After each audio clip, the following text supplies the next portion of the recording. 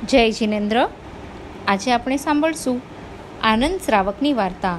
ભગવાન મહાવીર સ્વામીના 10 શ્રાવક થઈ ગયા. તેમાંના પહેલા શ્રાવક હતા આનંદ.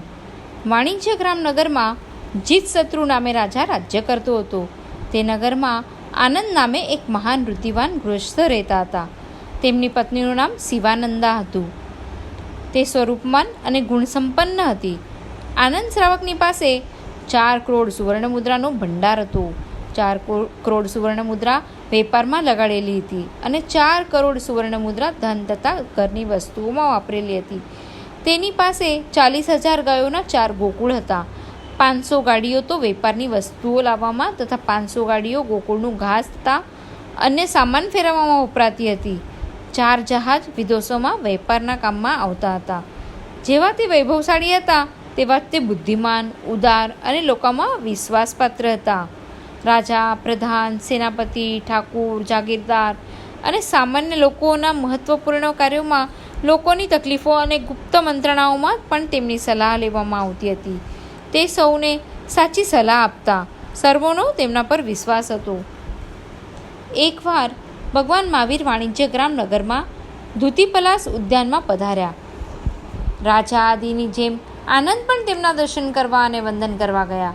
ભગવાનનો વૈરાગ્યસભર ઉપદેશ સાંભળીને તેમને સમકિત એટલે કે સાચી સમજણ પ્રાપ્ત થયું અને તેમણે શ્રાવકના 12 વ્રત ધાર્યા. તેમણે પચકાણ કર્યા, હું જૈન સિવાયના અન્ય ધર્મીઓને કે દેવને વંદન નહીં કરું, તેમની સાથે વાત નહીં કરું, તેમનો સંપર્ક નહીં રાખવું, તેમને ધર્મબુદ્ધિથી આહાર પાણી નહીં આપવું, કારણ કે સાચા જૈન શ્રાવકે તેવું ન કરવું જોઈએ. હું જૈન સાધુ સંતોને ભક્તિભાવથી આહાર આદિ બોરાવીને ધન્ય બનીશ. આનંદ શ્રાવક ભગવાનને વંદન કરી ઘર તરફ ચાલ્યા.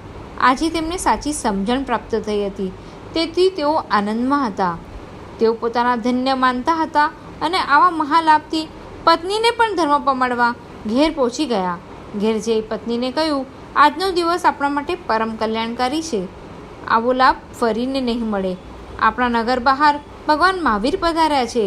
તેમની પાવન વાણીથી પ્રેરણા પામીને મેં શ્રાવકના 12 વ્રત ધારણ કર્યા છે.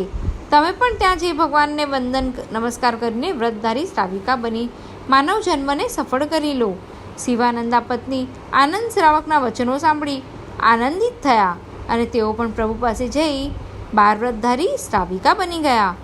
આનંદ શ્રાવકે 12 વ્રત ધારણ કર્યા પછી 15મું વર્ષ ચાલતું હતું. તેઓ પોતાના મોટા પુત્રને સર્વ કારોબાર સોંપી અને ધર્મ ધ્યાનમાં લાગી ગયા હતા. તેઓ કોલ્લાક સન્નિવેશની પૌષદશાળામાં શ્રાવકની 11 પડીમાં એટલે કે વિશેષ નિયમોને ધારીને રહેવા લાગ્યા. આ 11 પડીમાંની આરાધના કરતાં તેમને 5 વર્ષ લાગ્યા. તેમનું શરીર તપ ત્યાગને કારણે દુર્બળ બન્યું અને લોહી માંસ વિના સૂકું થઈ ગયું. તેમના શરીરમાંથી હાડકાં અને નસો દેખાવા લાગ્યા તથા તેમનાથી ઉઠવું બેસવું થતું નહીં. એક રાતે ધર્મચિંતન કરતાં તેમને વિચાર આવ્યો કે હું હવે ઘણો દુર્બળ થઈ ગયો છું, પણ મારા આત્મામાં અને શરીરમાં હજી શક્તિ છે. તો જ્યાં સુધી મારા ધર્મગુરુ ધર્માચાર્ય મહાવીર પ્રભુ સદેહ પૃથ્વી પર વિચરી રહ્યા છે ત્યાં સુધી હું મારી અંતિમ સાધના કરી લઉં. તેમણે સંથારો લઈને આહાર પાણીનો સર્વથા ત્યાગ કરી લીધો અને આત્માના શુભભાવમાં રહેવા લાગ્યા. શુભ ભાવ, સુંદર પરિણામ તથા લેસ્યાની સુધી તેમને અવધિ જ્ઞાન એટલે કે વિશિષ્ટ જ્ઞાન ઉત્પન્ન થયું. તે સમયે ભગવાન મહાવીર સ્વામી તેમના નગરમાં પધાર્યા.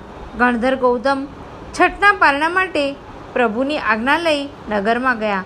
ત્યાં લોકો આનંદ શ્રાવકના સંથારની વાતો કરતા હતા. તે સાંભળીને તેમને આનંદ શ્રાવકને જોવાની ભાવના થઈ. તેઓ આનંદ શ્રાવકની પૌષદશાળા પાસે ગયા.